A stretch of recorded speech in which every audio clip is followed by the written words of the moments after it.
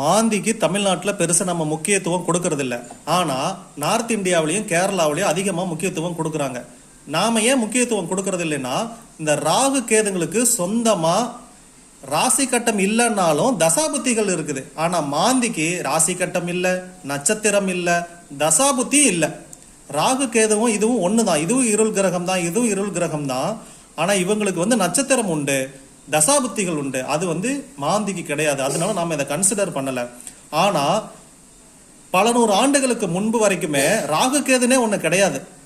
இவங்க இல்லாம தான் நம்ம ஜாதகத்தையே வகுத்து எழுதிக்கிட்டு இருந்தோம். பிற்காலத்துல கண்டுபிடிக்கப்பட்டது இந்த ராகு கேது. அதே மாதிரி இன்னும் பல நூறு ஆண்டுகளுக்கு பிறகு இந்த மாந்தின்னு ஒண்ணு ஆட் பண்ணிடுவாங்க. அதுக்கு ஏதாவது ஒரு ரூல்ஸ் கண்டிப்பா யாராவது ஒருத்தவங்க கண்டுபிடிப்பாங்க.